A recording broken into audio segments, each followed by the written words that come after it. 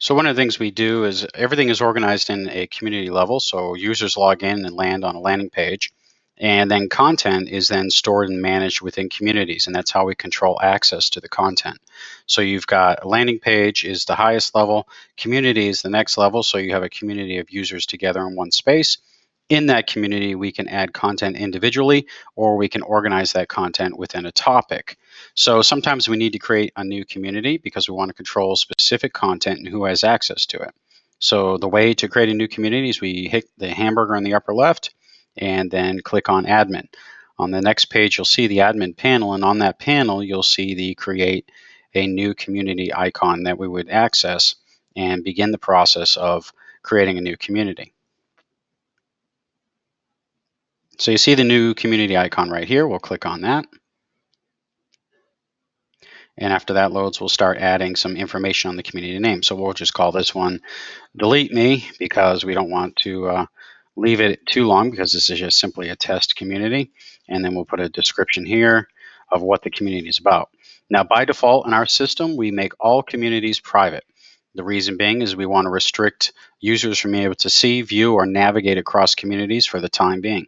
Again, with a thumbnail or an icon, we can have one ready to go or we can add it later. So now I'm going to create the community.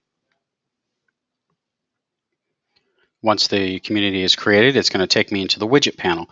Now, we can use the classic layout if we want, the out-of-the-box layout, or the widget panel. We are moving into the widget panel process.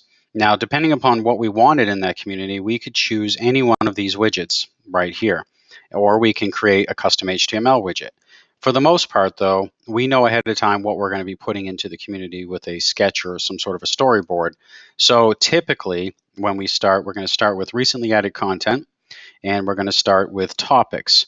And that's generally the two starting points, so we can actually see how we've organized content into topics, and then we can also see all of the content itself within that community. The widgets move around simply by stretching them, and we can delete them and remove and add all that we want. We have other options like adding the events. We've got an SAO option. We've got leaderboards and learning plans and live. And then we can also add a widget here so each user can see their own specific content. So we'll go ahead and add that one. And we'll slide that over and let that one slide up. And let's make this one 6 wide. So now we have the makeup of a community. Once we're done here, we have to click publish. And now it is published. So we'll hit the back button and we'll go into that community again. And it'll show us a preview of the community after we finish with this setup. Now we've got the name here and the description. We've got it set to private. None of this really matters right here because we're using widget. This would all apply only within the standard traditional format.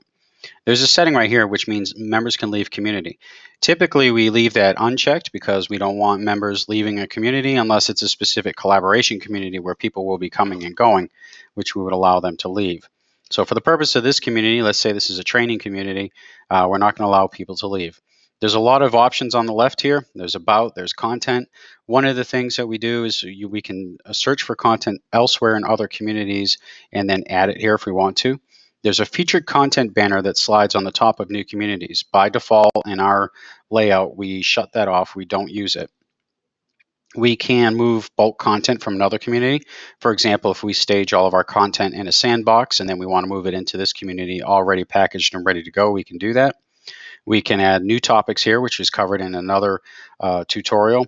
We can delete the community if we want, hopefully not. We don't use much on promotional page, but members is one that's pretty important. And we'll have another tutorial on adding and removing members, but manually, one of the things that we do is we can add users to the community right here, and we can do a quick search for a username. So we're going to add our admin, Academy admin, which we add to every community that we create. And we'll go back and look in current members, but we don't see it here. That's because the platform is a cloud-based platform and it can take time for it to sync across all of the elements of the cloud before it shows up. So if you do add a user and they don't show up right away, just wait about 10 minutes and they will show up. Across the top here, we can restrict what functions the users have. So if the community is just strictly one-way consumption of information, we would untick all of these. If it's a collaborative environment where we want them to be able to share information, then we would leave them ticked. And then the admin box is for those people who are community admins, not site admins, but admins of the community, and they would be able to see this page right here. There's other settings that we can get into, but we're not going to take a look at those just yet. The other thing is if we have a large population we want to add, we don't have to sit here and add them manually one by one. We would import them by CSV. And in a future tutorial, I'll show you how to format that content and how to do the import. So that's pretty much how you add a new community to the system.